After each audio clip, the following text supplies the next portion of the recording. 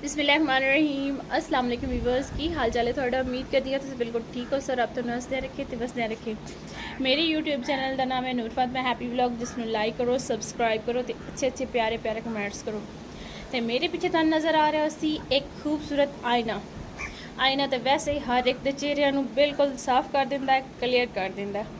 ਇਹ ਮੈਨੂੰ ਬਹੁਤ ਜ਼ਿਆਦਾ ਪਸੰਦ ਹੈ ਸਾਡੇ ਇੱਥੇ ਲੱਗਦਾ ਸੋਮਵਾਰ ਬਾਜ਼ਾਰ ਸਾਡੇ ਪਿੰਡ ਵਿੱਚ ਉੱਥੋਂ ਮੈਂ ਲੈ ਕੇ ਆਈ ਇਹ ਮੈਂ ਆਪਣੇ ਡੇਰੇ ਤੇ ਰੱਖਿਆ ਹੋਇਆ ਇਹਦੇ ਵਿੱਚ ਮੈਂ ਆਪਣੀਆਂ ਚੀਜ਼ਾਂ ਵੀ ਰੱਖੀਆਂ ਹੋਈਆਂ ਲਿਪਸਟਿਕ ਆਈਲਾਈਨਰ ਮਸਕਾਰਾ ਵਗੈਰਾ ਜੋ ਵੀ ਹੈ ਮਤਲਬ ਪੈਨਸਲ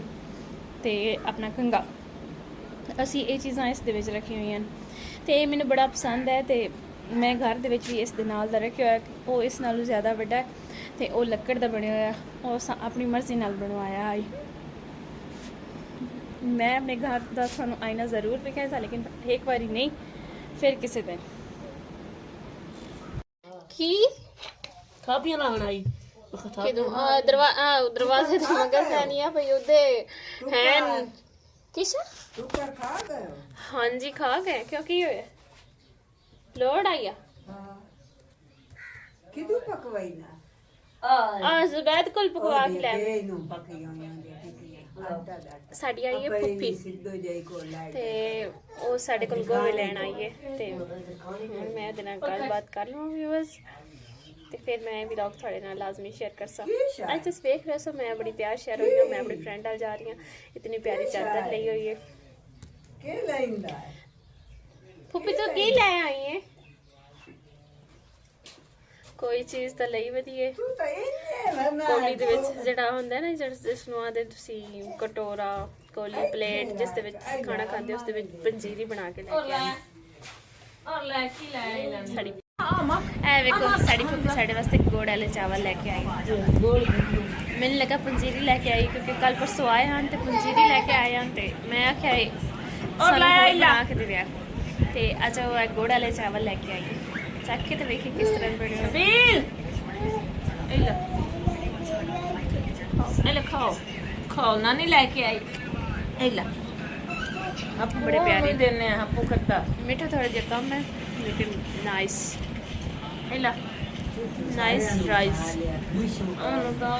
ਉਹਨੂੰ ਕਹਿੰਦਾ ਹੈ ਸਾਰੇ ਤੋਂ ਪਹਿਲੇ ਦਿਓ ਇਹ ਹੱਪੂ ਕਰੇ ਵੀ ਆਪ ਦਾ ਤਾਂ ਬੜਾ ਸ਼ੌਕੀਨ ਹੈ ਉਹ ਸਾਦ ਕੇ ਲੈ और ला ਆਉਂਦਾ और तू ही हप्पू कर और बच्चे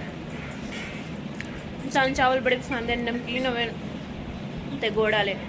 ਮਿੱਠੇ ਬਿਲਕੁਲ ਨਹੀਂ ਚੀਨੀ ਵਾਲੇ ਤੇ ਨਹੀਂ ਅਸੀਂ ਖਾਂਦੇ उनका प्लेट चाले तू मिला ਗੁੜ ਵਾਲੇ ਵੀ ਕਦੀ ਕਦੀ ਖਾਂਦੇ ਆ ਨਮਕੀਨ ਜਿਹੜੇ ਨਾ ਹਫਤੇ ਦੇ ਵਿੱਚ ਇੱਕ ਵਾਰ ਲਾਜ਼ਮੀ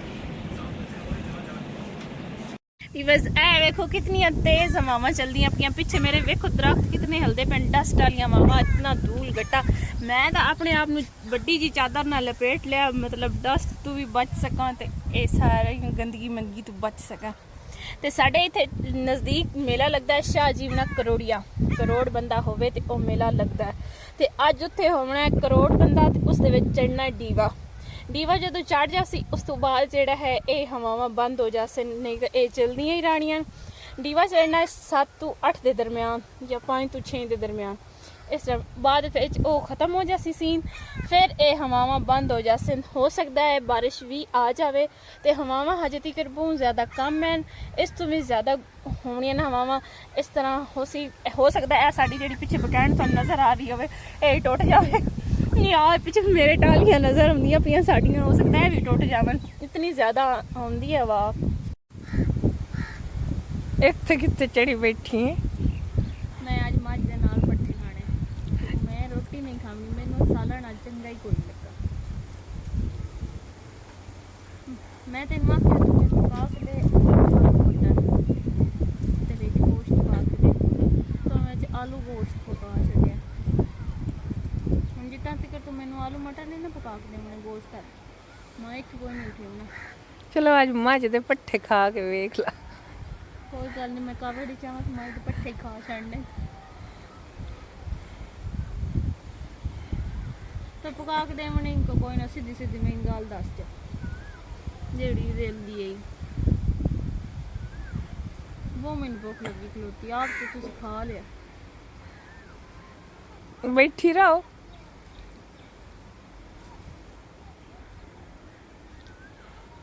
मैं